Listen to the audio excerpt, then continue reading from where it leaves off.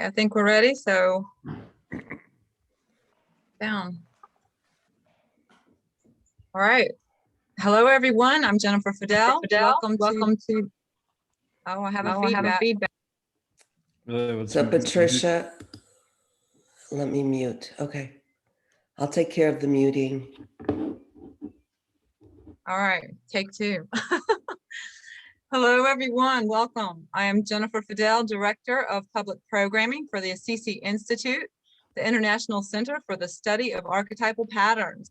And thank you for joining us today for a complimentary mini-series. And today we're excited to be hosting biblical scholar Henry Abramovitch, who is joining us from Jerusalem. Henry's going to be presenting puzzling moments in the lives of great individuals, why Jesus cursed the fig tree, and why Lot's wife looked back and became a pillar of salt.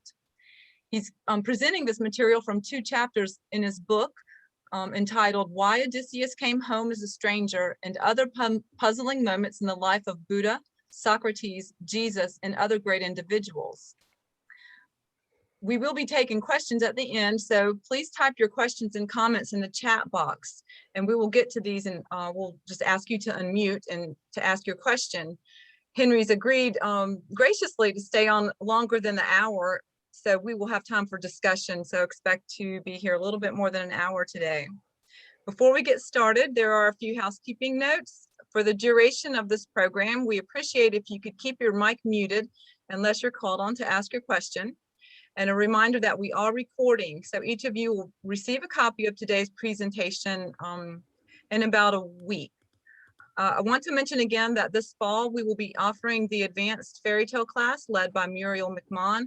So please refer to the Assisi website for more information on this and other programs that we have.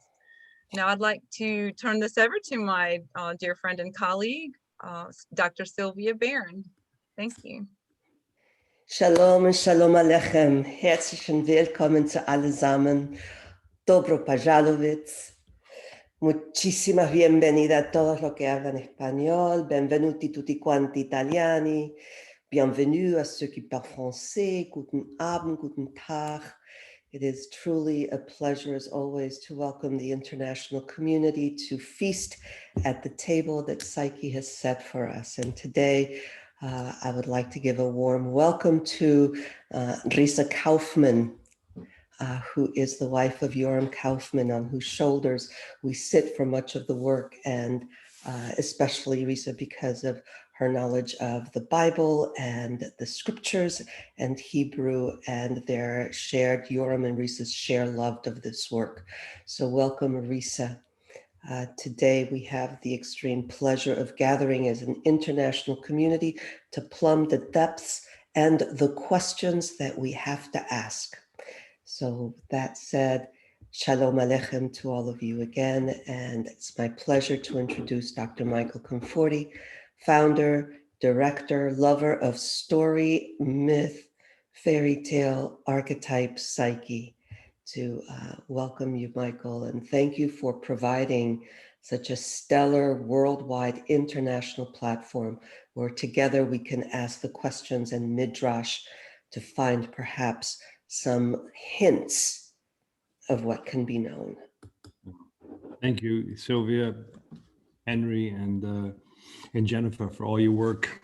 And before I do more of a little formal introduction about today's speaker, I want to say a couple of things about ambiance.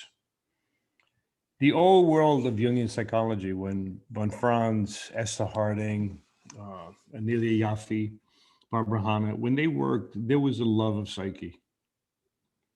There was an understanding that psyche was not something that we created, and it was our construction of it, and we contorted it to fit our biases and subjective opinions. And they, as you said, so they plumbed the depth of the unconscious. In an own way, from literature to fairy tales to alchemy, they studied images. They studied all these stories to see what is this other world trying to teach us? What sacred truths, pieces of wisdom are contained in these stories? And it's a world that I've loved. And I said in many of my lectures, I always give homage to the elders for what they taught us. And in this particular series, which we began last week,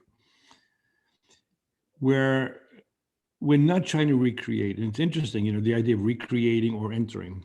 In Catholicism, there's a term called anamnesis, and it's about entering an ongoing field. It's like you walk into a movie house and the movie's already playing, and the Catholics speak of this as entering into the mystery that's ongoing. And I remember I struggled when I heard this. You know, they're talking about recreation, repetition, and a ritual. He said, no, it's not a ritual. It's really a sense of entering something that's there, that's rich, that we at that moment we can access that world. And I feel as though that's what this series is about. They did it at Eranos in the 50s, where they brought world leaders together. Zurich brought it in the beginning.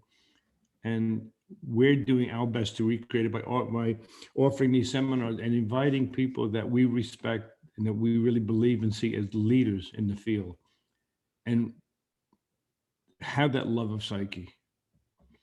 And today's speaker, Dr. Abramovitch, is the founder and president of and senior training analyst at the Israel Institute, practicing in Jerusalem. He's a professor emeritus at Tel Aviv University Medical School, the author of many books that have been translated, I know, into Russian, English, and I'm sure other languages I don't know about, perhaps Hebrew.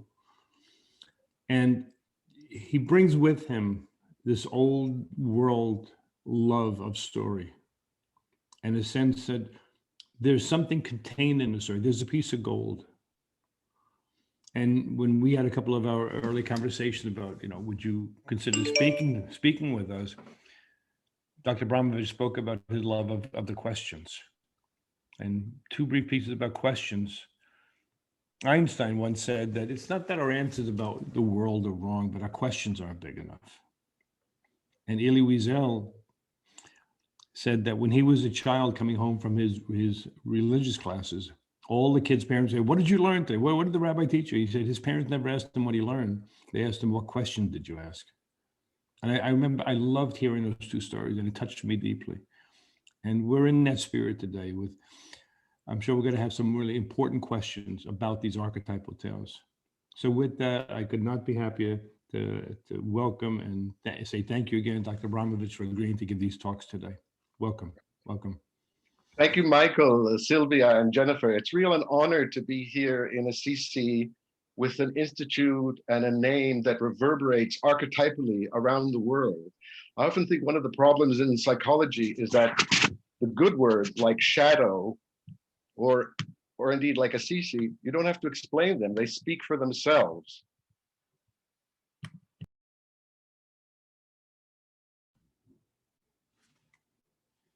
We lost. Henry, you've muted yourself, please.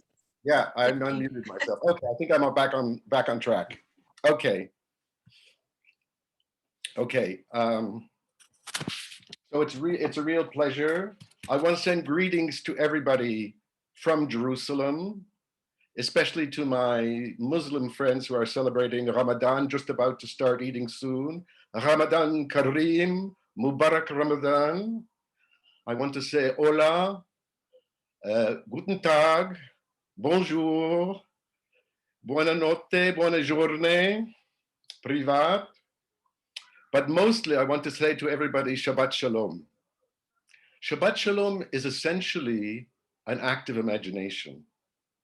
That on Shabbat, as the sun goes down on Friday evening until Saturday night, you have to imagine that everything you ever had to do is already done. And you can gain that extra soul feeling at being at peace and being centered in a way that Jungian psychology advocates. And that's perhaps why I feel that Judaism and Jungian psychology go so well together. Now, as Michael said, I come from a culture which relishes questions. If you've ever been to a Passover Seder, you know the most important part is when the youngest child, boy or girl, has to ask at least 4 questions. And as you said, with Elie Wiesel, the greatest Talmudic scholar is not somebody who provides an answer, but somebody who has a new kind of question, which opens up new psychic territory. So in reading these lives of these great individuals, the term comes from Erich Neumann, and we actually changed the name of our institute just very recently to say it's the Israel Institute of Jungian Psychology in honor of Erich Neumann, because we felt the need to honor our ancestor. So I'm going to give you two examples of stories that you probably know quite well. And I was reading them, for maybe the seventh time, and then it suddenly said, but wait a second, wait, what? That doesn't make sense. Why? Why? It's like the joke, like, why do Jews always answer a question with another question? And you know the answer, why not? Okay, so the first one is about Jesus. I want to say I'm not speaking about Jesus as a Messiah. I respect people who see him as the Messiah, but I will see him as he is revealed in the Gospels, as a rabbi, as a Jew who lived according to the rules, who tried to create a new kind of consciousness. So the first question is about Jesus. And here we're starting with the story. Jesus is walking with his disciples to Jerusalem for the very last time. In the distance, he suddenly sees a fig tree. He develops a keen desire to eat of its fruit. As he approaches the fruit tree, he discovers that although the tree is full of leaves, it has no fruit. Abruptly, he curses the tree, saying, in one gospel, may no one ever eat this fruit from you again, or in another gospel, may you never bear fruit again. Immediately, or the next day, depending on the gospel, the tree withers. The Talmud claimed that when a fruit tree is deliberately destroyed, like chopped down, its cry can be heard around the world. The death of a fruit tree in Jesus' time would be considered a catastrophic event. Now, what is surprising is not that Jesus, the prophet of love, curses an innocent, if disappointing, fruit tree. Jesus can certainly talk tough, as when he talks to his mother and sister. And now I'm quoting from the Jerusalem Bible translation of the gospel. Do not suppose that I have come to bring peace on earth. I did not come to bring peace, but a sword. For I have come to set a man against his father, a daughter against his mother, and a daughter-in-law against her mother-in-law. And a man's enemies will be those of his own household. So tough talk for the God of love, but he can do it. No, what is astonishing, and I only understood this when I only understood it, relatively recently. What's astounding is that Jesus seems to have forgotten that figs do not ripen in the early spring in the Holy Land. Jesus expects something that he must have known was unavailable. He's yearning for fruit out of season. Why does Jesus want the impossible? Why does he curse the fig tree? Perhaps in one sense, we all want the impossible. To have our desires filled immediately and unconditionally, to have people know what we want without having to ask for it, to feel omnipotent and to have the power to get exactly what we want and when we want it. These are actually the normal wishes of babies. Jesus' relation to the fig tree may be illuminated by the way psychoanalysts conceptualized how babies deal with the contradictory demands of love, desire, and destructiveness. Donald Winnicott, one of my favorites, in one of his most famous articles, The Use of an Object, wrote that what a child wants is to tell his mother, I destroyed you. Surviving the child's aggression allows for a new and more mature relationship to develop. Because the mother is outside his omnipotent or her omnipotent control. Winnicott explains, and this is the quote, from now on, the subject, that's the child, says, hello, object, I destroyed you. I love you. You have value to me because you survived my destruction of you. While I am loving you, I am all at the same time destroying you in unconscious fantasy. And that's what Winnicott says, how fantasy begins for the individual as fantasy. But for Jesus, the opposite is true. The fig tree, the object of his desire, does not survive his destructiveness, nor does it exist outside his omnipotent control. This is all the more surprising since Jesus, as you all recall at the beginning of his vocation, did renounce such magical omnipotence. The very beginning of his spiritual career, Jesus was tainted by Satan. Satan in Hebrew does not mean the devil, it means the adversary. But the Son of God refused to turn stone into bread, to jump off from a height, or to rule the world. Jesus wisely rejected the grandiose feelings that he can do anything, even the impossible, the way dictators who have a God complex think they can do anything and actually often get away with it. Another way to understand why Jesus cursed the fig tree has to do with the nature of love and hate. Ordinarily, love and hate are seen as primary opposites. But psychoanalysts, including Jungian psychoanalysts certainly, like me, believe that hate and love are actually very close together. Both involve an intense investment of libido, differentiated only by a simple positive or negative sign, as dislike is a variant of like. They're really connected. Indeed, the words may mean the thing and its opposite very often. Just a minor example is in the book of Job, the same word, the Hebrew word, levarech, means both to bless God and to curse God. And there are a lot of words like that if you think about it. It also explains why a hateful quarrel may end in a loving embrace, as hate turns back into love. Indifference is another kind of opposite of love that my mother thought was the worst thing, in which the emotional meter is switched to kind of zero. But one of Jung's most brilliant insights is his claim that the true opposite of love is neither hate nor indifference, but power. Quoting Jung, "When love rules, there is no will to power. And where power predominates, there love is lacking. One is the shadow of the other." According to Jung, genuine loving never involves trying to force yourself or your feelings on a beloved. If you are doing so, it's not love. It's power pretending to be love. The theme of the impossible is highlighted in Jesus' subsequent comment to his disciples when he learns that the fig tree has withered. Here are Jesus' remarks in the Gospel of Mark. "Truly, I tell you, if anyone says to this mountain, 'Go and throw yourself in the sea,' and does not doubt in their heart, but believes that what they will say will happen, it will be done for them. Therefore, I tell you, whatever you ask in prayer, believe that you have received it and it will be yours." This context of Jesus' remarks seems all the more puzzling.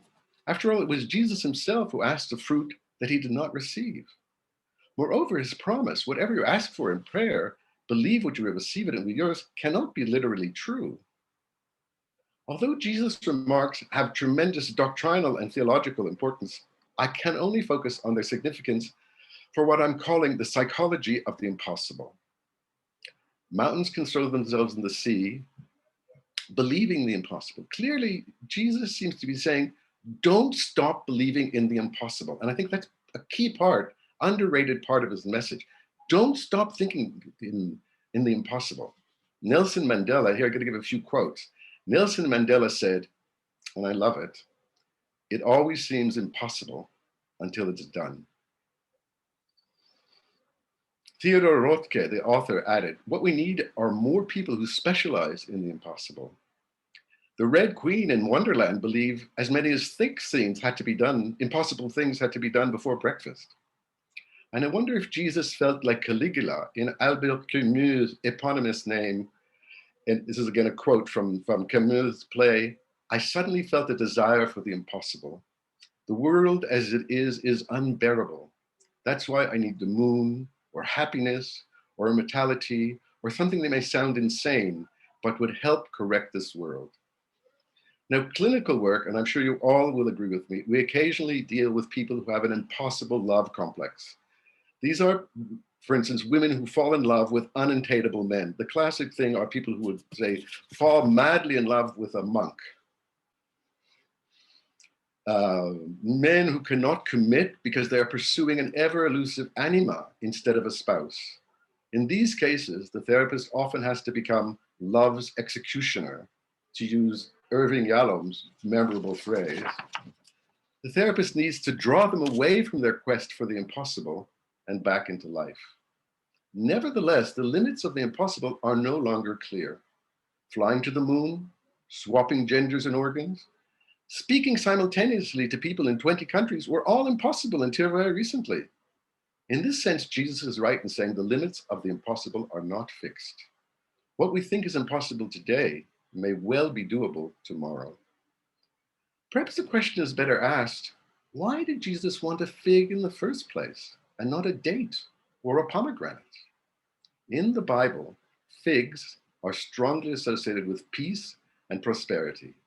Scripture uses figs as a symbolic indicator of a good life in the good land, as when the prophet says, every man will sit under his own vine and under his own fig tree. It's like an archetypal image of serenity, of peace, of centrifusion. In contrast, Jeremiah describes God's wrath in terms of the absence of figs. There will be no figs on the tree, and their leaves will wither. What I have given them will be taken from them. Jesus echoes and plays off Jeremiah when he says, he who has not shall be taken away.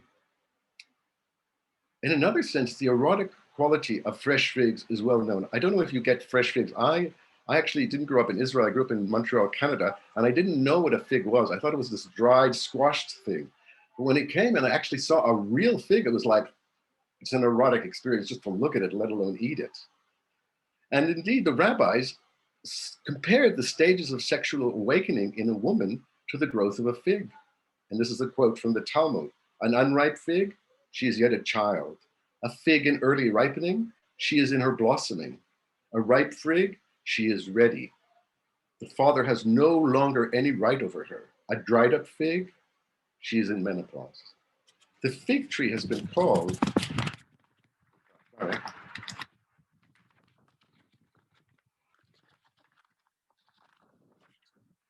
you have to bear with me, I shake a little, so it's hard to change the pages.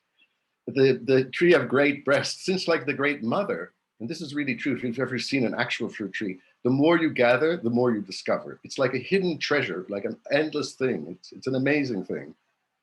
Plutarch said that the fruits resemble a male sexual organ, and you can see it. The fig was the fruit that was sacred to Dionysus and Priapus, who had the eternal erection. It was for them the true fruit of passion. And Buddha received his enlightenment under a Bodhi tree, which was Ficus religiosa, a fig tree. Jesus would certainly have also known the ancient Hebrew tradition that claimed the fruit in the Garden of Eden was a fig.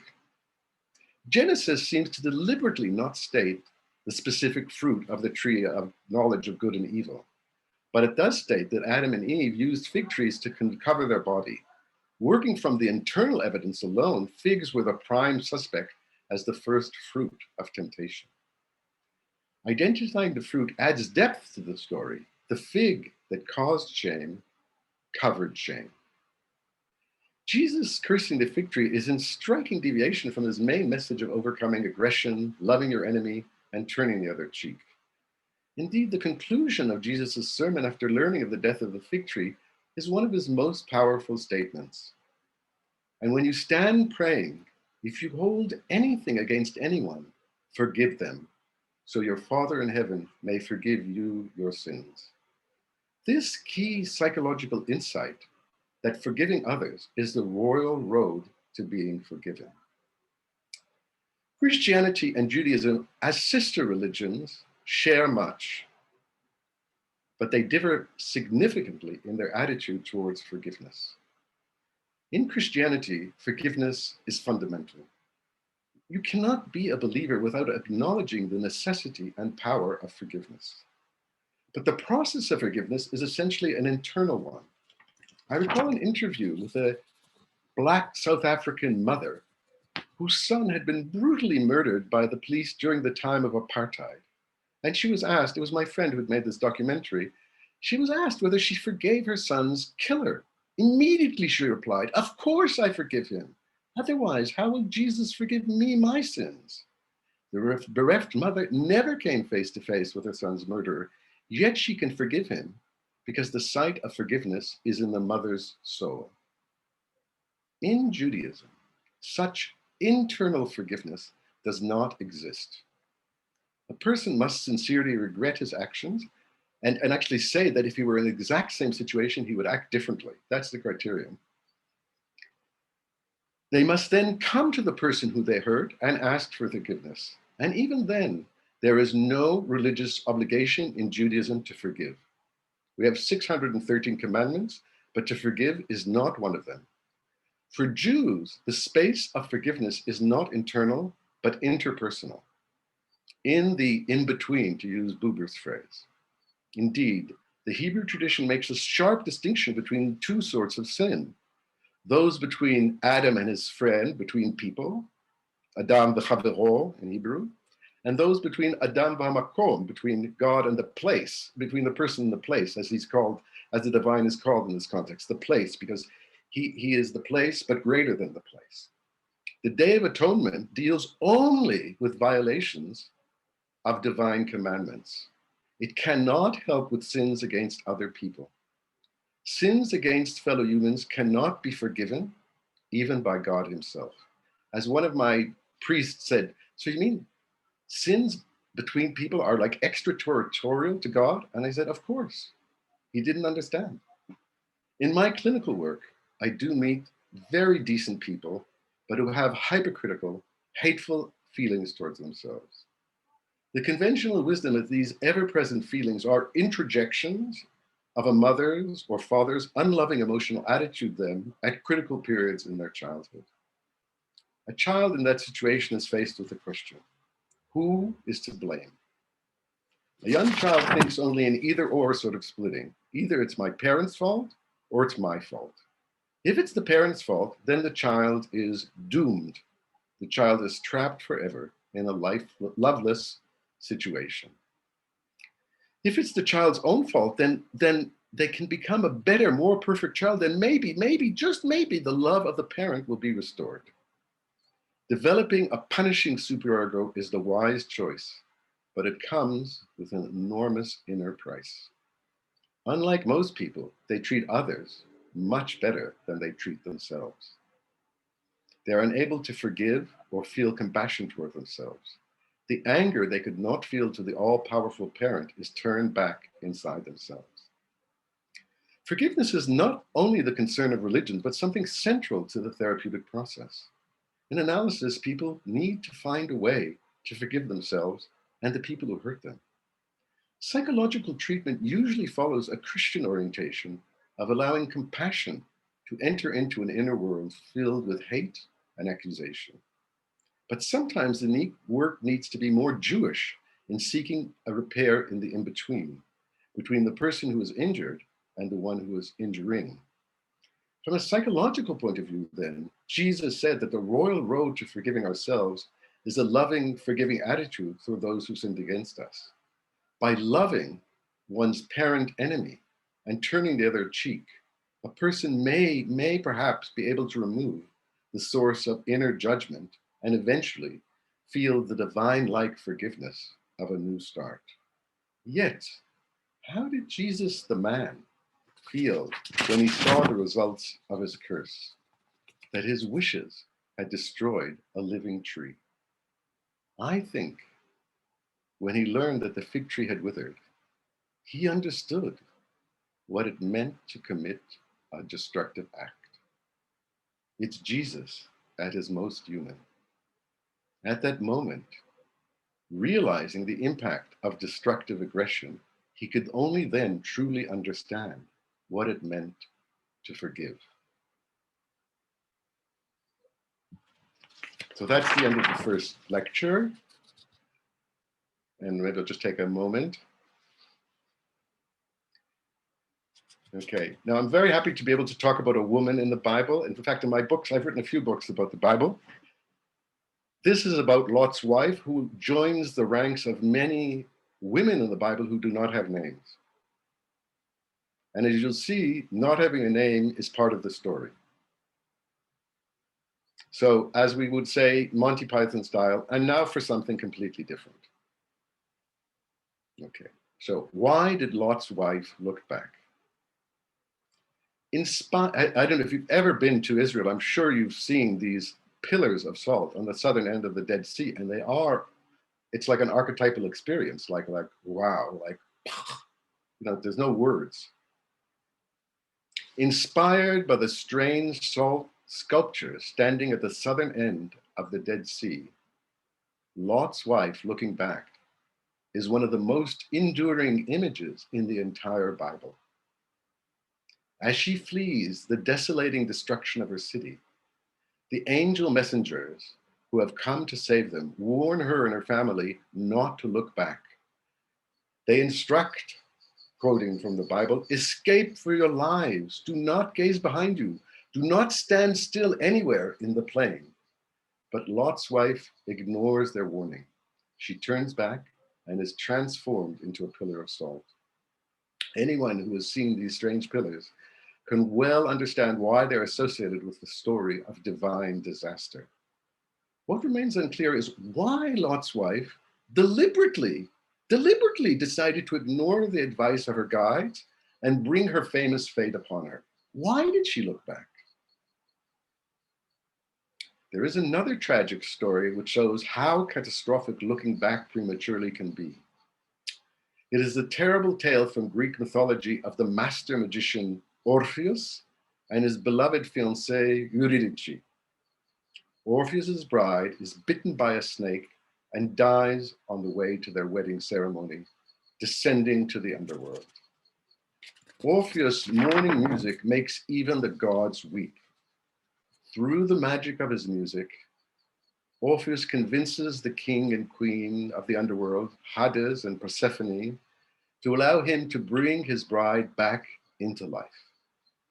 Persephone herself endlessly rotates between the lower and upper world, spending half the world with her husband and half the world with her mother, and you wonder if she gets a half with herself. They permit Orpheus to do so on one condition. He must not look back to gaze upon Eurydice's face until she has reached the surface world. No reason is given, but it does have the feeling of a test of moral endurance. Orpheus serenades her almost to safety, but true to the traditions of Greek tragedy, makes a fateful decision that brings catastrophic consequences for him and his beloved. Just as they are about to reach the warmth of the light, Orpheus looks back and loses his beloved forever. The myth does not specify why he looked back. Was it a searing separation anxiety that she was no longer behind him? Or a sudden impulse to see her loving face? Perhaps he was drawn to do the very thing that was most forbidden. Orpheus's motivation does not yield to any simple solution, but it does show how love's resurrection can be destroyed in a single, mistimed, backward glance. Lot's wife and Orpheus do have some things in common. Their looking back occurs at a moment of intense psychological trauma and loss. Within the destruction of the plains of the city, Lot's family presents a psychological panorama of how people respond to trauma. The first and perhaps most common response to an imminent threat of an extreme disaster is denial. It can't be true. When Lot tells his Sodom-dwelling son-in-law of the impending disaster, they say to him, literally in the Bible, surely you must be joking. From Holocaust to hurricane, people tend to disbelieve the clear and present evidence that grave danger is near at hand. They will seize upon any ambiguity to interpret the situation overly optimistic until it's too late. Individuals with previous experience of a disaster and so are psychologically disaster prepared do the best and are least vulnerable to the subsequent toxic consequences. Surviving a previous event seems to inoculate a person from the worst. Accounts of the impact of intense combat stress, whether in the Civil War, which Da Costa called irritable heart, or shell-shocked from the Great War, are strikingly similar to the Vietnam vets for whom the term post-traumatic stress disorder was first coined. These victims of trauma are psychologically consumed by the traumatic experience, and it is in this context that we can understand the wisdom of the advice of the angel messengers. In Hebrew, angel and messenger, it's the same word. It can be an angel or a messenger, malachim. In order to escape the very worst negative psychological fates, survivors need to create a psychological distance between themselves and the black hole of the trauma. Turning back prematurely is a symbolic equivalent of being swept into a vortex and not being able to get clear. Survivors may emerge physically intact, but permanently disabled. Instead, their identity as a survivor overtakes them. They become emotionally frozen within the psychological confounds of the event, often experienced in recurring nightmares, which they relive the experience night after night. Traumatic events often leave victims permanently scarred, and there are clear reports to go right back to Greek times, certainly. And even Samuel Pepys, the famous English diarist who survived the Great Fire of London, feared to go to sleep because of these recurring nightmares. Many characteristics of PTSD, including flashbacks, dissociation, disconnect, numbness, avoiding anything connected with trauma, losing interest in the world, being startled, are all symbolized in the fate of Lot's wife, frozen in the fate of looking back at the trauma. Her image as a standing pillar of salt is an evocative image of a person frozen in PTSD. If Lot's wife personifies the acute frozen numbing of PTSD, then her husband Lot exemplifies the more insidious chronic variant. He has come to Sodom as an economic migrant, where he married, raised 4 daughters. When the messenger angels arrive, Lot greeted them, bowing low to the ground. Over their protest, he convinces them to come to his house for hospitality. Like Abraham, Lot is someone who knows how to honor guests. Just after they have eaten, but before sleep, all the men of the town come to Lot's door and demand, quote, to know the strangers. Know in biblical Hebrew often, but not always, has sexual connotations, as when Adam knew his wife, Eve, and the Sodomites are indeed planning gang homosexual rape, which is a kind of image of ultimate horror. In the Middle East, hospitality is a sacred trust, and one defends one guest with one life. Lot, however, does not. Instead, Lot does something so strange that it defies paternal imagination. He offers his 2 younger virgin daughters to be gang raped instead. His offer is bizarre, even by biblical standards, and undoubtedly plays a role in how these daughters behave later on in the story. What those offers reveal is the profound patriarchy of this society. A father has absolute control over his daughters and their sexuality. Similarly, when Lot warns the rest of the family, he consults only with his sons-in-law and doesn't even bother to speak to his own married daughters. The messengers save Lot by striking the mob with a dazzling light, a truly ironic image, given their moral blindness. They pull Lot inside to safety and shut the door. They warn Lot of the impending danger. As the messengers urge him to escape into the safety of the hill country, Lot pleads weakness and is allowed to stop at a small town and settles in a cave. Lot proceeds to become an alcoholic, recalling his ancestor, the first biblical PTSD survivor, Noah. After surviving the flood, Noah was the first person to plant vineyards, make wine, and become an alcoholic.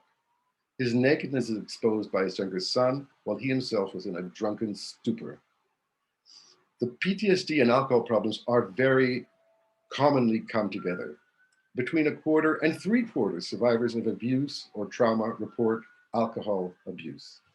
The majority of vets seeking help were abusing alcohol. Alcohol becomes a way of trying to forget, or rather, a way to blot out the memory of what cannot be forgotten. The last act in the Lot family drama is the most remarkable of all. Disasters, surprisingly, rarely cause severe breakdown of moral codes. More often, catastrophe brings people together within a community with a feeling of solidarity, of having gone through something special together. Lot's 2 younger daughters clearly display this disaster solidarity. They believe that they are the sole survivors of a nuclear-like Holocaust and feel that humankind itself is in danger of extinction. As a result, they make an audacious plan. They will make their father drunk until he has passed out. Then each of them will lie with him to keep the seed alive by our father. In terms of survivor psychology, these sisters formulate an outrageous survivor mission that defies a universal taboo. But they work together, the elder leading and guiding her younger sister, who has never left a full partner. The contrast to the much better known sisters in the Bible, Rachel and Leah, who experience bitter sexual and reproductive envy, is striking, even painful. Within the biblical worldview, the contrast between sisters becoming mothers and the product of paternal incest is remarkable. These sisters are considered in biblical world as the matriarchs of the tribes on the other side of the Jordan, the Moabites and Ammonites, who are today in the Hashemite kingdom of Jordan. And their names are done in a folk mythology as like Moab, which is made in a kind of folk joke like Me'av, from the father. But for me, these extraordinary sisters are the greatest heroines in all scripture, reflecting that sometimes catastrophe can bring out the best in us. There is one more survivor who must be considered, and he is Abraham, and I am Abramovitch. Abraham was warned in advance about the impending disaster. In his extraordinary debate with the divine presence, he argued there must be 50, 45, 30, 20, 10 just good men for whom the city would be saved. Even when this dialogue has ceased, Abraham must have thought that he'd convinced him to stop for the sake of those 10 good and just men. But the next day, when Abraham awoke, he looked down and saw the dense smoke going out like billowing out of a potter's kiln. In contrast to Lot's wife, who was psychically too close, Abraham saw what happened from a true psychic perspective. On the one hand, Abraham must have felt a deep feeling of failure that he failed to prevent the catastrophe. He must have understood how naive he had been concerning the pervasiveness of human evil. He learned the bitter principle that evil flourishes when good men step aside. On the other hand, seeing the terrifying power of divine vengeance made Abraham into a survivor who had survived for a reason, and so carries the imprint of a survivor mission. The survivor mission is to be passed from generation to generation, and Abraham is charged to teach his descendants ever after the empirical imperative to do what is right and just. His descendants in turn inherit this survivor mission. And if they abandon this moral imperative of their great ancestor, they too may suffer the annihilating fate of Sodom. Throughout the Bible, and indeed to this day, Sodom remains an image of ultimate horror, a desolation forever for those who do evil and abandon the way. Nevertheless, the question remains, why did Lot's wife turn back when her husband and daughters did not? Lot, as the Sodomites repeatedly emphasize, is a newcomer, a resident alien, one to come to sojourn and wants to play the judge. He had never been accepted as one of us. With Abraham, he had traveled the entire Fertile Crescent. He had established his home over and over again, like a wandering Jew. But his wife, from Sodom, this was the only home she'd ever known. Leaving home is rarely simple, even when it is a normal development process from separating from the parental nest, as when one goes off to college in the States or to the army in Israel. Yet for Lot's wife, it was an unwanted separation from origin, identity, and security. Becoming a refugee inevitably involves an ambivalent process of mourning. Mourning involves accepting the reality of loss. Eventually, the emotional energy lodged in the dead can be gradually withdrawn, reabsorbed, and reinvested in some new object. A spouse dies, first one is lost, aimless, yearning, life seems pointless without them. Freud wisely understood that a person in the acme of grief resembles somebody who's depressed. Gradually, the psyche accepts the new reality and becomes reinvigorated with renewed eros and energy. Eventually, new loving opportunities may become possible. Likewise, the exile needs to separate from one's home country emotionally in order to be able to invest in his new host country. Exiles and refugees remain with a divided loyalty between home country and their adopted one. They must find a way to live with the tension between the two. The danger is that one may be stuck, fixated in the state of nostalgia, and not have any free energy to invest in current reality. I believe this was the case for Lot's wife. She could not emotionally detach from her hometown and contemplate a life outside it. This is the metaphorical existence of migrants, exiles, and refugees who live physically in their host country, but are essentially pining for their now idealized native country. Like Lot's wife, they are frozen in the emotional orbit of a lost home, unable to separate, but unable to reattach. Finally, Lot's actions show the depth of the patriarchal society in which he lived. The actions of Lot's wife, as well as his daughters, provide a severe critique of this worldview. Lot's wife refuses to listen to the advice of the messengers or her husband. Defying these sensible male figures, she would rather die than leave. His daughters clearly feel that the father's offering them for gang rape liberates them from any fatherly control.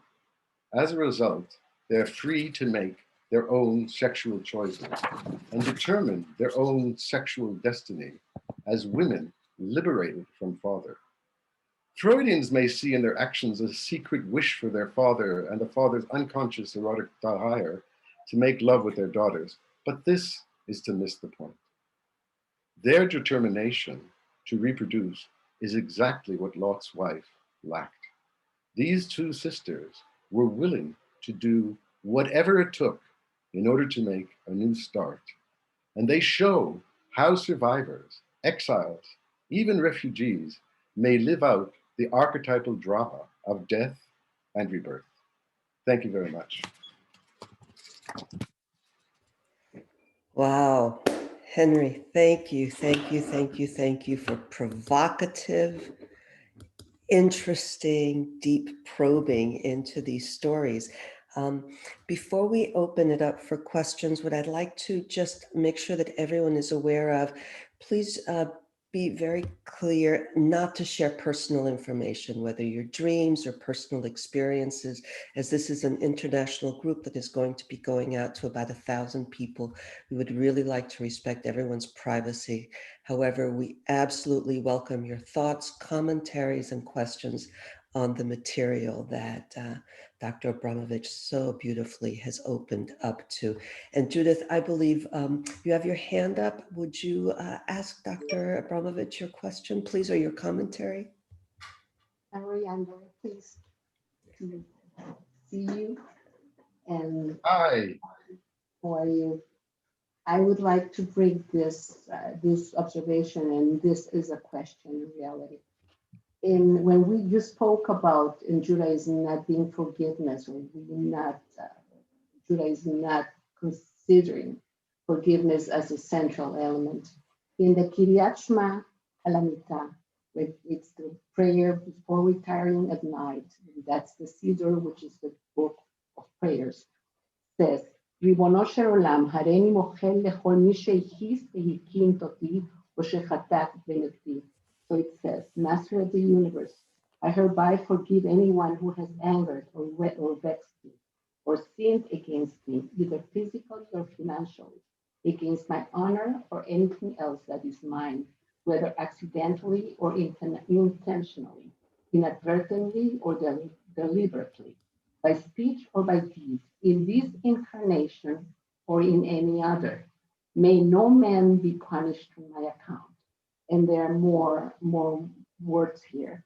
But my intention to bring this is because it's so important to know that one has to free oneself and the other from the karmatic connection in terms of forgiving sins that one has committed or the other has committed against one, because if not, because they are unconscious, even through incarnations, then they act out in one's life as complexes.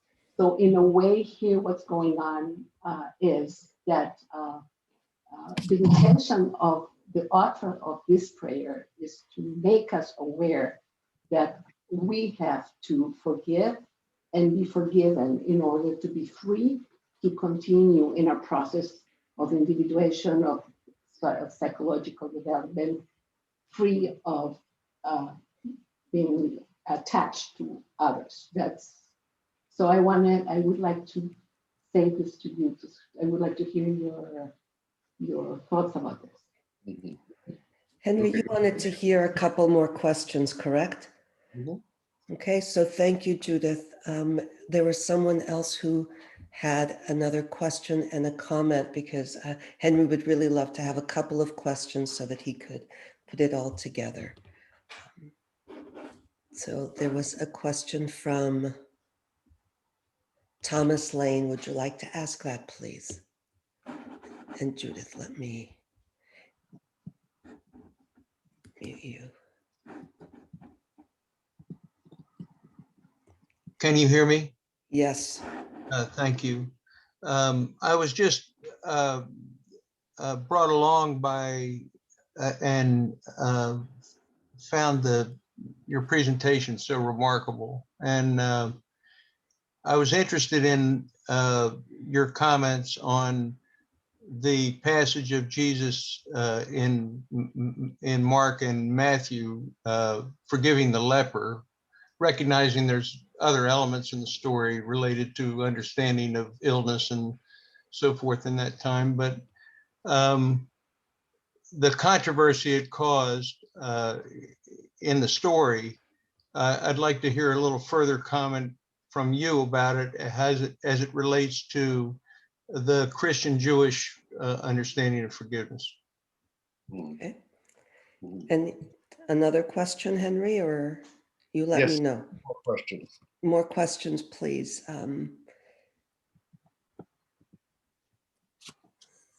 Yes, Risa, please. But you need to be unmuted. Hold on a second. Let me unmute you, Risa. Oh, there you are, please. Yes, I just did it. Great.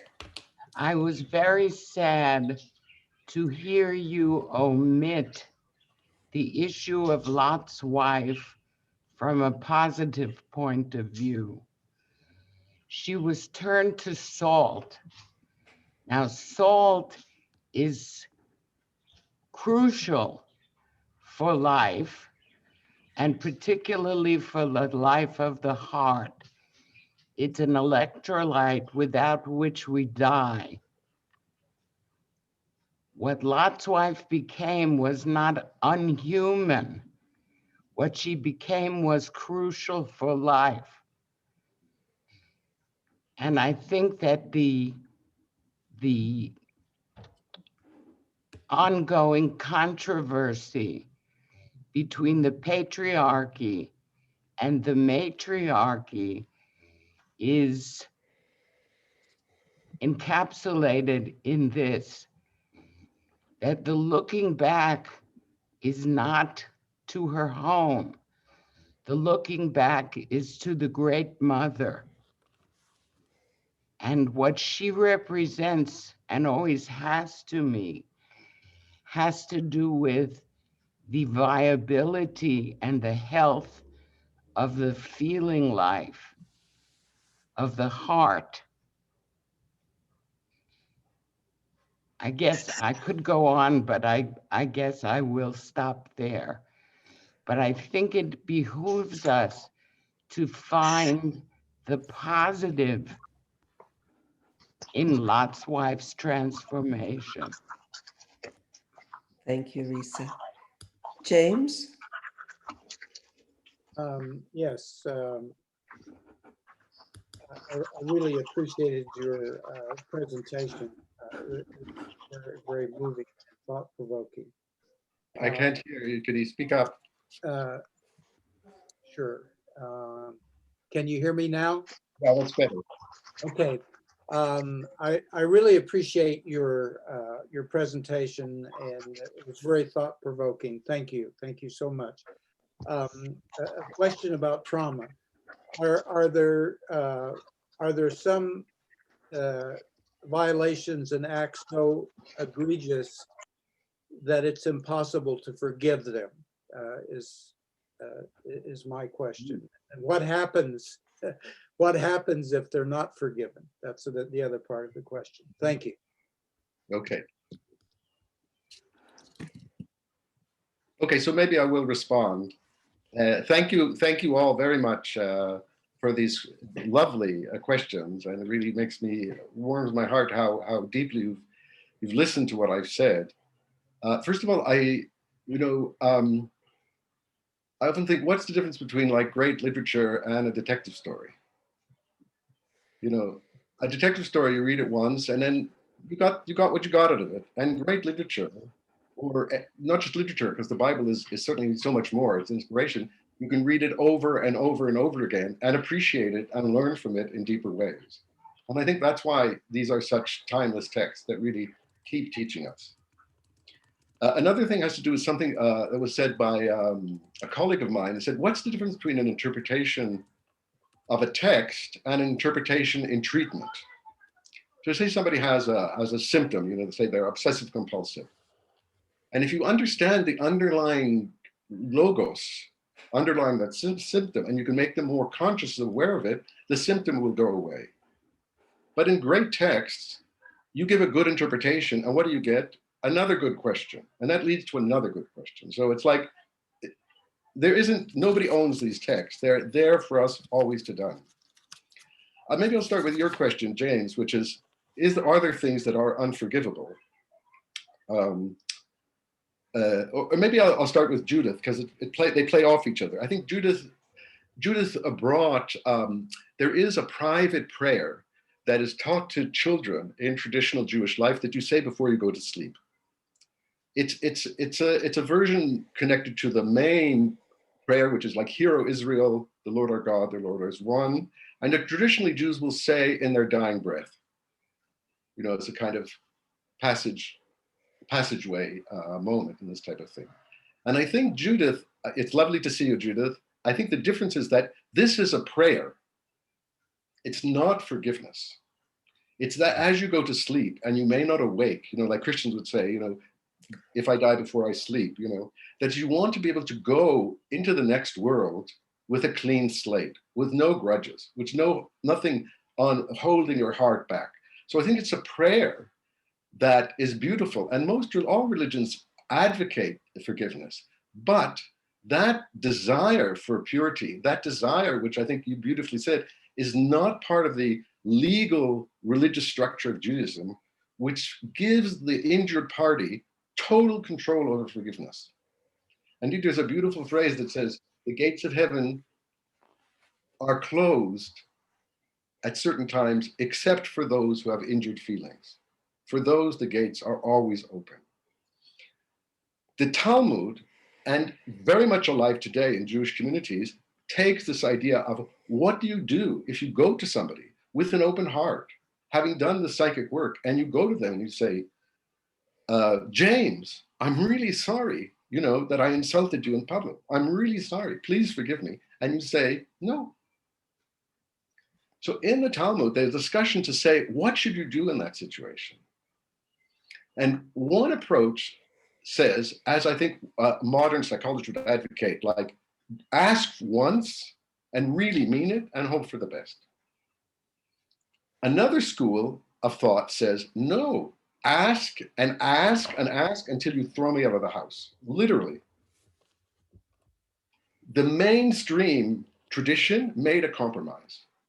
And it highlights, I think, what I'm trying to say, which is so strange, I think, for a Christian, which is to say, ask 3 times.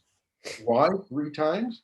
To show that you really are sincere, you really want to stop, but you're not going to piss the person off, so he's going to do something even worse, and he will sin because of your asking him for forgiveness. That's right. And Jews today, towards the Day of Atonement, go to people, sometimes like humoristically, like kids will go to somebody and say, James, forgive me, forgive me, forgive me. Okay, we're done. but the serious Jews will like say, will like take like a moral thinking and say, who did I really hurt? And go to that person and say, you know, I'm really sorry. I'm really sorry. And after you do it 3 times, you just have to say, okay, they're not forgiving me. Or in the play that I wrote with Murray Stein called The Analyst and the Rabbi, based on the historic meeting between Jung and Rabbi Leo Beck, we have Jung ask, you know, do you forgive the Germans?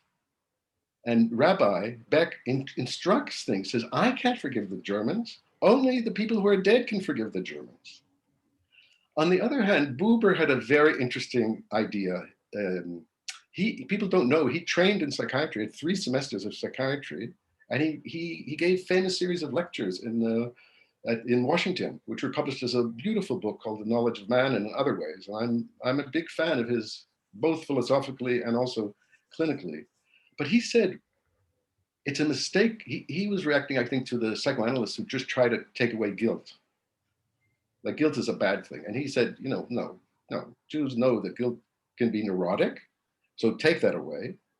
But if you did something bad, you should feel guilt. and you should illuminate the guilt, and you should help the person persevere in the guilt. And then you should help the person find a way of tikkun, a way of repair.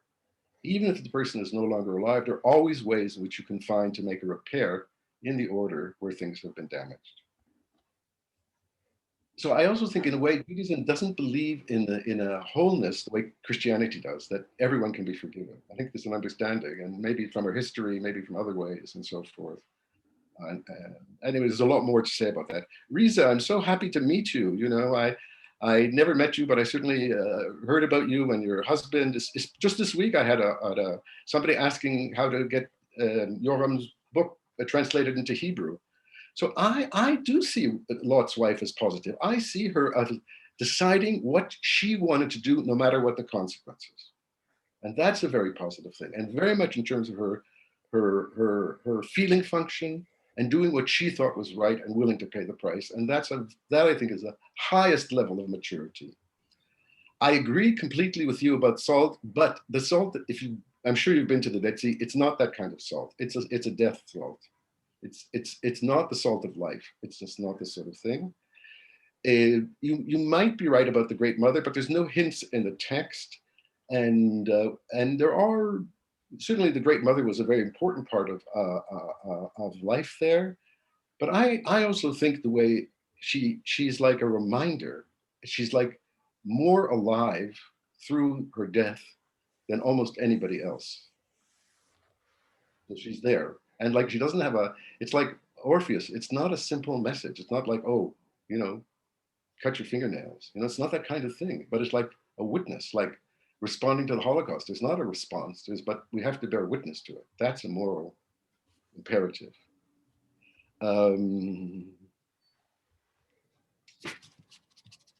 Yes, Thomas.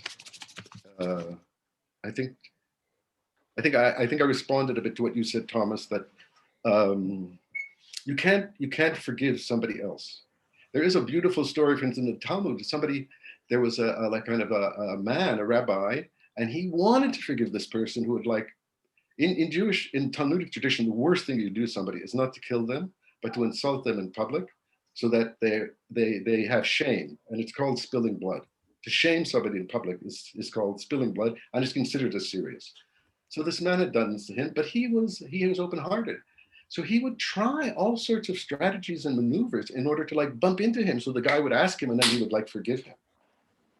You know, it's like, anyway, there's a genre of jokes, you know, like, really the person has to make an effort, and then God will help him, so forth. So I think it's something like that. Okay, just wonderful questions, and maybe we'll take a few more, and then we'll keep thinking about these. Excellent. While people are thinking of another question, you know, we've been taught to look at nature to see the constant, and you probably are familiar with this, but figs invaginate. In other words, when figs form, they form from the inside out, and it's called invagination. And also figs have 2 seasons within one. So I think in terms of the feminist or the maternal or the feminine, Yeah. I wonder how that plays into that with Jesus and the fig tree, around what exactly is also being cursed. I don't know. I mean, there are 2 figs, but the first ones aren't really edible. Huh. What is unusual about a fig tree? First of all, the shape, unlike any other tree. The leaf is like enormous. Mm-hmm. This kind of thing. It doesn't have a trunk. You know, it's more like a giant branch. And I think what in a way fools Jesus is that it's full of leaves, it's full of bloom. He must have been coming up from the area of the Jordan Valley, Dead Sea area, and this would have been a green oasis on those very barren places. And I think it drew out these, like, unconscious desires for him to connect with these things, and perhaps also for him to, like, undo the original sin, like, as it were, to grab the fig but not eat it. Michael? Okay, I've got a couple of questions, and similar to what Tom and others said, it's a great presentation. I think you modeled for us how to look at the sacred text and try to see the message contained in it. The question I have, it's two-part. One is, in the story of the fig tree, it sounds like you were saying there are two different ways to look at that. One is, yes, dream for the impossible, go for the impossible. Mhm. The other side is, well, also realizing you don't get blood from a stone, and that if it's out of season, if something's out of season, who are we to ask it to change its nature? I didn't hear, did you come out on one side in the story? With the Ah, Talmudic is there a particular rendering of that you have, or am I missing something with that? That's part question. Michael, I'm an Orthodox Jungian. I'm taking both. So you I think that's the dialectic that Jesus lived in and we live in. It's like, imagine wanting something that's impossible, and on the other hand, like, so I think they're both. I think it's a dialectic. Okay. And I think for him and also for us too, what's possible, what isn't possible. And in the story, was there a sense of sadness he had at the end when he cursed the tree and he saw the demise of it? Well, in the story, I mean, again, you're interpreting, and it has to do with this, and it's slightly different in the Koine in Greek, because the word terms. In the initial, his initial reaction seems very impulsive, which is very uncharacteristic for Jesus. I mean, he's very thoughtful, he's very reflective. He says, "Render unto Jesus." He's a very reflective guy.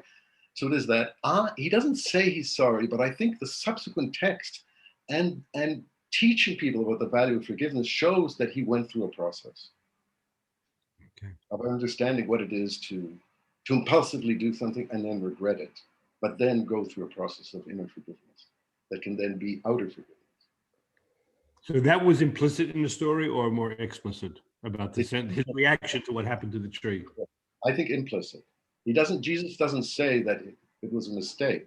And I must say, I've spoken about the story to many clergy, Jungian and not Jungian, people in Jerusalem, people in various parts of the world, and they are also quite puzzled by this story. It's not a story that leads to simple explanations. I mean, obviously, a lot's been written about it, but it's not clear why he does this, and whether the withering of the fig tree is like the fig tree gets what it deserves or something else.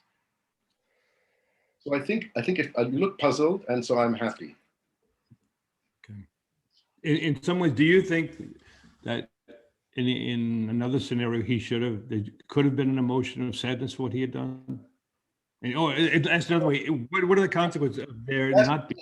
You're asking me what I suggest. If you're asking me to have an active imagination about his feelings, I think yes, he deeply regretted this. He deeply regretted this impulsive action. Yeah. What about the absence of a powerful response to that on his side?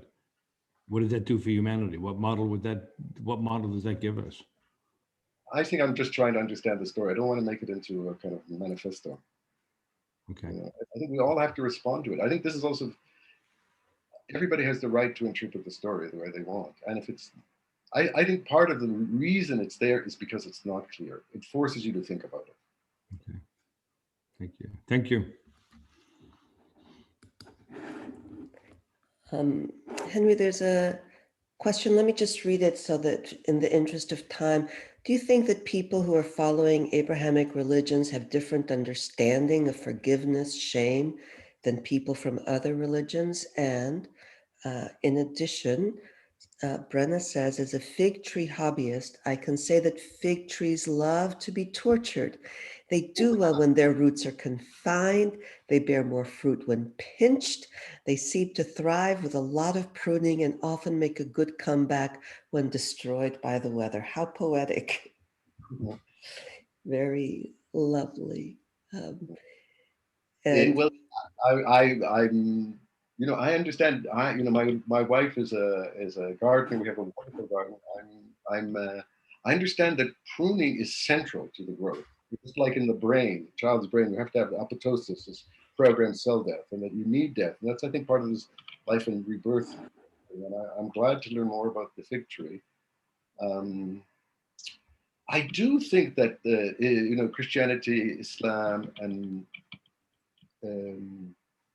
Judaism, each of them are like a world of themselves. They're not one thing. But yes, I think the idea of morality is lodged in a divine source, and that we are created in the image of that divine source. And it's our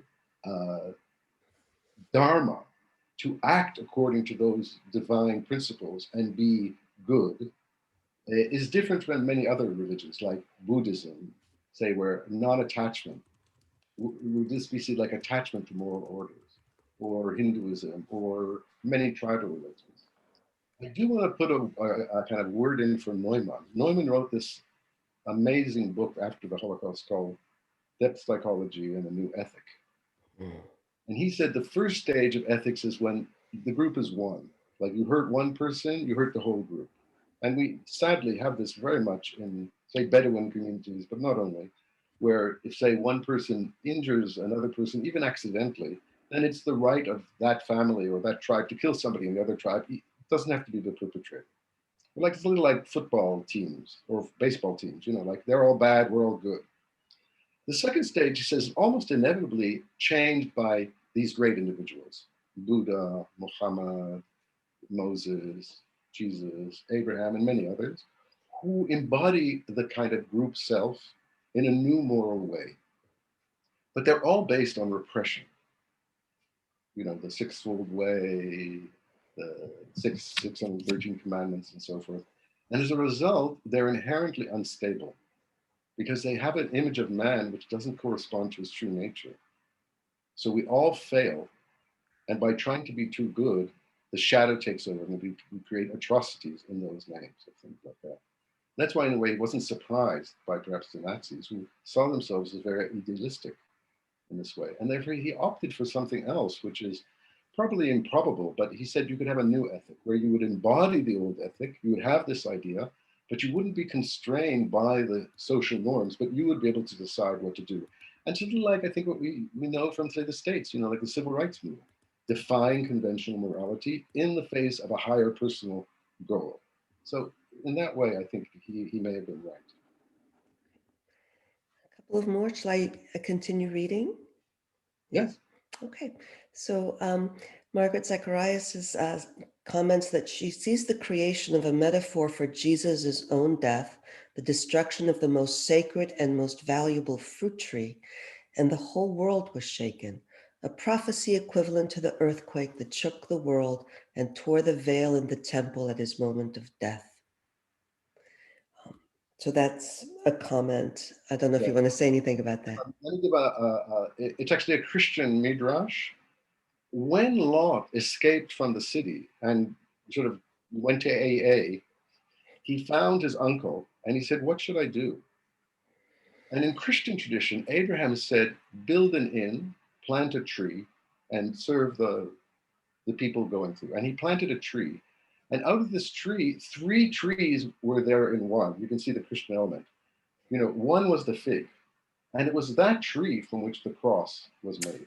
And very close to my home is the Valley of the Cross, and this beautiful monastery that was originally built by Georgian Christians. And in fact, the Georgian national epic was written in that monastery, but is today a Greek Orthodox monastery. And you can see images and remnants of that tree. Interesting. The next comment is, what about the gardener's intention to dig about the roots and fertilize? Well, digging at the roots is a central image in Jewish mysticism. And I think we'll just leave it there. Another mystery, more midrash. There's a comment about in Lot's wife's story, the idea of looking back in trauma is the mainstream in psychology. Or is there other approach you could reference? And in addition to that, someone earlier on had commented about, is Lot's wife looking back the same as Holocaust survivors looking back? Well, again, I think the key issue is psychic distance. So you do have, I mean, we have, you know, in my family and in Israel, you know, and still, I mean, they're getting older, but they're still around. You have people who are able to look back. In fact, one of the founder, Neumann's most outstanding student, who is 95 and going strong. She's a force of nature, Dvora Buczynski. She was 2 years at Auschwitz. As we would say in Hebrew, katan aleha. Like Auschwitz was just too small for her, you know, and she's like barreling on. And she gave a talk on Holocaust Eve about Seven Seal and Paul Celan, and also she told more of her story from Auschwitz, which she'd never heard, fantasies that she had when she was being pushed into the shower room and didn't know whether the gas was going on or the things done. She just saw a road going ahead on with her, and that obviously this image of a individuation road, a pathway ahead, helped her and survived her in this way. So I think it's important to look back in this way. On the other hand, you have people who are like PTSD survivors, Holocaust survivors, who like, you didn't get clear. If you're having repeating nightmares every night, there's a controversy in psychology, especially Jungian psychology. What is the meaning of these repeating nightmares? And I personally think, you know, they have a positive function because you're trapped in this, say, I'll give you a military example. You know, you were going into war on the Syrian front in the Yom Kippur War, and your tank was hit by a missile, and everybody, your best buddies were all killed, and you were the only one who survived. And every night you're back in the tank. So the function of the dream from a Jungian point of view says you were emotionally injured there. You have to go back there, and the regeneration has to start there. If you won't start, we're going to put you back like a dog in the zitification till you get it out of the way. On the other hand, the idea is that you're not psychologically clear. Your present doesn't exist. Only your past invades your present, and that's why I think this is like this. There is another thing which I discuss in a completely different lecture about Abraham, which is a very different idea of a creative trauma. And clearly trauma can transform people in very, very positive ways, bring out the resilience. I just hinted at this, but there's a whole other lecture that how trauma can really do good things for people. I mean, in a mild way, like you have very disturbed adolescents, say in the States or in various parts of the world, and you send them out for these like very tough outback schools, you know, and the nature heals them, and they have to like learn discipline. Or in Scandinavia, they have these very disturbed, addicted adolescents, and they say, okay, you're going to ride this Viking ship, no motor, no radio, nothing, no food, go. And it's like, it builds character, you know, in Millman's sense. So trauma can be very transformative. Any other comments or questions?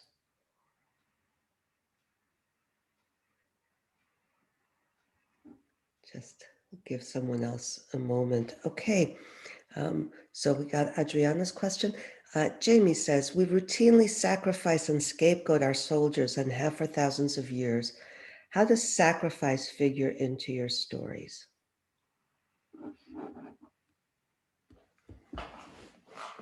It's a good question. I mean, if you think about what sacrifice means, the word means is to make holy. Kadesh. And for instance, in Judaism, when you get married, you make your partner holy in the sense of set aside. They're set aside. They're only for you. I'm not sure these stories are about sacrifice. I talk about sacrifice in other stories, and it is something. It's very interesting to think that, 2,000 years ago, most Western cultures, all Western cultures, believed that the only way you really communicated with the divine was through animal sacrifices or wheat sacrifices. And it was pretty horrible, bloody. I'm a moral vegetarian, so it's like pretty horrible. We have a group here that wants to bring back sacrifices, kind of radical things like that. And now, on the other hand, I'm also an anthropologist, so I did field work in a very remote community in the rainforest in Madagascar, and they do the sacrifices, and there was something astounding about it. And they would even they have these bulls that are they're called zebu. They're little like the Minoan bulls, and they would grab hold of the horns and flip over. And we need way. I mean, I think Michael would agree. We need ways of communicating with the divine. It's not a question of belief. And maybe this is another very important difference between Judaism and Christianity. When I meet my Christian friends, and I have many, they'll say, well, do you believe? And a Jew would never ask another Jew, do you believe? First of all, it's too private. And it's not relevant. It's like, are you doing the good things? Are you doing the mitzvot? Are you acting in a good way? Are you a decent person? It's not about belief, but for a Christian, belief is so important. I think that's to do with this interiority of where the soul is inside you, and you have the soul. I mean, clearly, I mean, again, but Christianity has so much wonderful social justice sides, Christian socialism, Christian attitudes, and so forth. So I'm making generalizations, even though I know they're overgeneralizations. Thank you. Maybe we'll take one or two more. Sure, absolutely. Well, I have a comment in terms of the feminist aspect of what you've presented, because of course it is under the patriarchy, and at one point, especially in the story with Lot and his daughters being the way you presented it, there's another reading of it. If you look at the patriarchy, is that the daughters believed that, but basically it could be a whole other story as well, of the father gaslighting them into believing it, or that there actually was a rape instead of this benign, the story that gets spun perhaps as it is the daughter's, sorry, I just saw that there was something else, that it was the daughter's idea. So it's possible, what occurs to me is that it's possible that all of these aspects can be true at the same time. Well, I want to say that's like overreading the Bible, but it's certainly reflecting incest realities today, where the father would say, "You wanted this, you asked me to do this," and the daughters, even if it's like feel it's wrong and so forth. And I have to say, it's not just women who get sexually abused; it's also men. Absolutely, yes. And it's worse because there's no recognition for them. They feel, well, you could have stopped any time. Why didn't you stop? And it's harder to imagine why people do that, but clearly it's part of human nature to do the most forbidden. Yeah, and it's what you're saying is we have to ask questions. Yeah. Always. So two more things, it looks like, and Susan says, didn't the sisters sacrifice themselves, and couldn't we escape them for their behavior with their father? And someone has one more comment on sacrifice. And the last comment there is, does the Asherah tree have a connection to the fig tree? I joined late. Sorry if you mentioned this already. Yeah. No, the Asherah is usually considered to be an oak tree or a variant of thing. It's a completely different tree, more like a maple kind of thing. I don't think they're connected, as far as I know. Sometimes archaeology weighs in very interesting ways on this. I think the sisters. First of all, I have a book on brothers and sisters, so Didn't know. it's very pointed. I think clearly they're doing something, but they're doing it consciously. And this goes to what the new ethic of Neumann. That is, it's okay to violate the norms of the old ethic if you're doing it consciously. And Neumann brings this very beautiful midrash by Rabbi Nachman, the great mystical Chassid. And he says in the passage, love your neighbor as yourself. So the Hebrew is v'ahavta reacha kamocha. It's not really neighbor. It's more like friend, like re'ut in the wedding ceremony, reacha. But a lot of these things were translated into English not through the Hebrew, but through the Greek Septuagint and Vulgate translation. But let's say the other. You can say that. Now, Hebrew, for those of you who don't know, is written without vowels, only consonants. You can read that same passage as ahavta ra'atcha kamocha, which would be translated as love your evil as yourself. And then he says, the following line is, I am the Lord who loves you. And so Neumann says, following Rabbi Nachman, if you love your evil as yourself, not excluding it like in the old ethic, then I, the Lord, the self, will love you too. And there is a very famous midrash saying, why did Job suffer so much?